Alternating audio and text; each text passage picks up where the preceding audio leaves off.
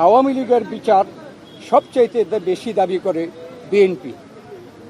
এই বিচার প্রক্রিয়া কোনোভাবে অসম্পূর্ণ থাকলে বিএনপি সরকারের দায়িত্বে যখন যাবে তখন বিচারের আওতায় এনে তা বিচার বিভাগের মাধ্যমে, স্বাধীন বিচার বিভাগের মাধ্যমে পরিপূর্ণভাবে সম্পন্ন করা হবে। নির্বাচন সংশ্লিষ্ট সংস্কার কার্যক্রম অবিলম্বে সম্পন্ন করে ডিসেম্বরের মধ্যে জাতীয় সংসদ নির্বাচন অনুষ্ঠানের জন্য দ্রুত একটি রোডম্যাপ প্রদানের দাবি আমরা জানিয়েছি।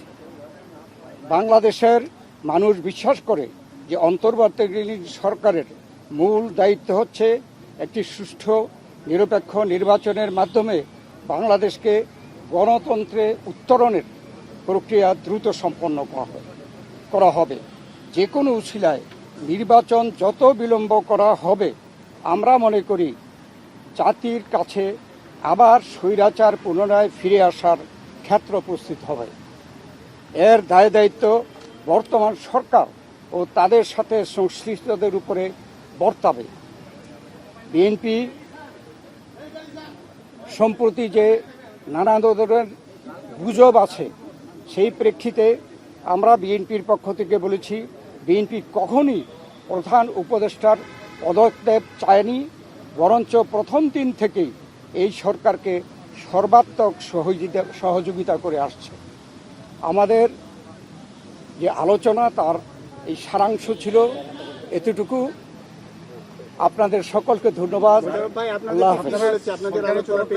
কোনো সুনির্দিষ্ট রোডম্যাপের আশ্বাস পেয়েছেন কিনা? আপনারা যে দাবি জানিয়েছেন ওনারা কি বলেছেন সেটা পরে?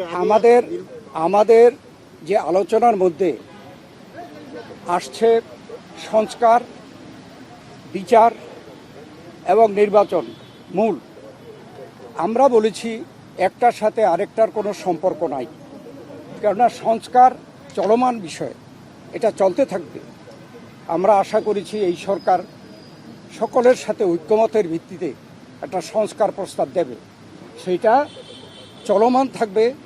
এবং আমরা যদি ভবিষ্যতে জনগণ আমাদেরকে ক্ষমতায় বসায়, আমরা সেই সংস্কার চলমানভাবে আমরা সংস্কার বাস্তবায়নের আমরা প্রচেষ্টা নেব। আর মামলাগুলোর ব্যাপারে বাংলাদেশ জাতীয়তাবাদী দলের আমাদের দেশনেত্রী বেগম খালেদা জিয়া, ভারপ্রাপ্ত চেয়ারম্যান তারেক রহমান থেকে শুরু করে আমরা এবং সেই তৃণমূল পর্যন্ত আমাদের নেতাকর্মীরা সবচেয়ে বিক্ষুব্ধ।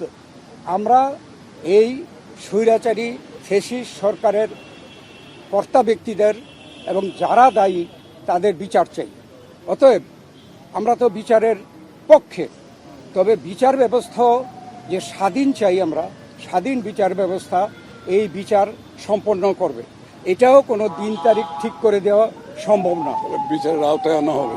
এবং আমরা বলেছি যে যেগুলো সম্পন্ন না হবে সেগুলো যদি বিএনপি ক্ষমতায় যায় তাহলে বিচারের আওতায় এনে স্বাধীন বিচার ব্যবস্থার মাধ্যমে এই বিচার সম্পন্ন করা হবে।